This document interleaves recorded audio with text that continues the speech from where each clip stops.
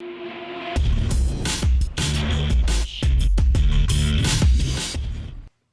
Dr. Ryan DeBell from The Movement Fix. This is Movement Fix Monday. What I want to talk to you about this week is continuing on this idea of what to do instead of static stretching. And what we're going to look at this week is what to do for the ankle / calf to improve ankle mobility. So a lot of times what people sort of default to is sort of this calf stretch like this, where they'll just hang over the edge of a plate or a little box or something. Or they'll go into this stretch here. And, as we kind of been talking about, what are we really doing when we do those stretches? And does that really replicate what we need to have happen, say, in a squat, which is where usually people want more ankle mobility. So what I'm going to do is show you a multi kind of step process that you can use instead of just static stretching that I think will lend itself better to function in a squat than just static stretching either in one of those positions or there's various positions. So the first thing we're going to do is just lightly roll out the calf muscles, because what we're trying to do here is decrease muscle tone. I'm not doing this under the premise that I'm sort of breaking up stuff in my leg, because I just don't think you can do that with a foam roller. So I'm really trying to get the muscles underneath the skin to relax.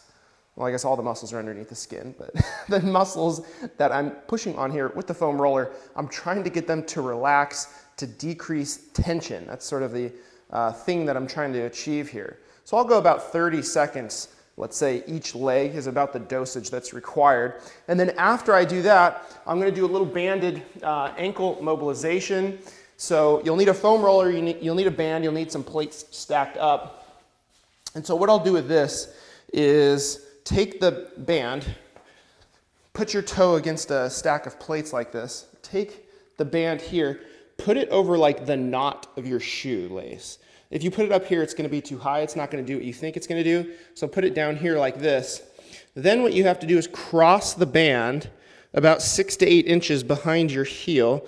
That gives you the right tension for what I'm about to do here. So cross it like this.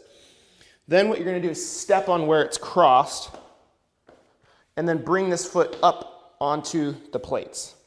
Then I'm going to gently rock forward and backwards like this, about 10 to 15 reps. And what I'm trying to do is put very little weight into this foot. I'm putting most of my weight in the back foot and most of the weight sort of in my arms up here on the rig.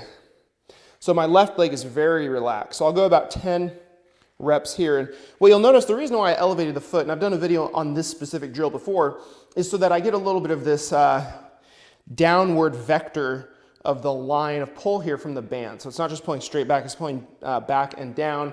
And then I have to deload the top ankle so that I don't just squish into it and counteract that downward pull of the band. So after I go 10 reps there, I want to start loading my ankle.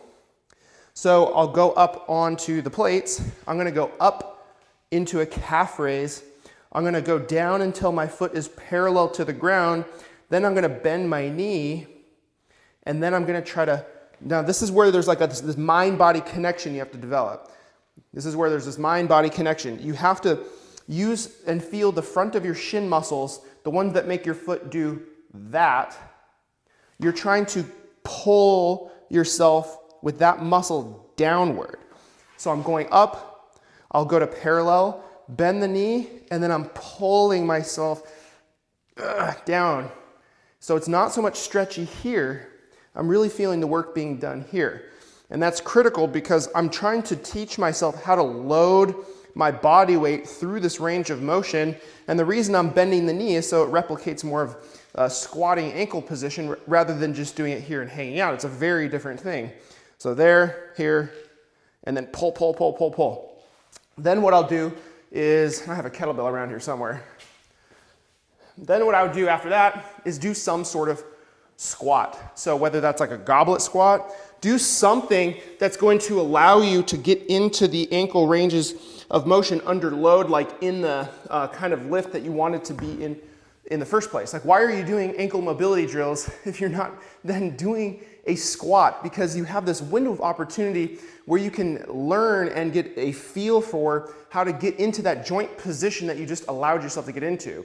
So instead of just statically stretching the calves or the ankles, if you do something to decrease the tone of the muscle in the calf, specifically more the soleus than the gastroc because the knee's bent, and then you do something to mobilize the ankle joint, 10 reps of what we did here, elevated with the band, then you load the ankle in a very controlled way, which is what we do with that ankle lowering drill, and then you put it into a squat. So what I would do if I was working on this or programming this for somebody would be go like 5 to 10 minutes where you cycle through this, doing 30 seconds rolling out, 10 reps with the band, 10 ankle lowers, and then 5 goblet squats. That would then lead into doing some sort of strength training so that you work on your ankle and then you use it and then you use it for real, like in a lift.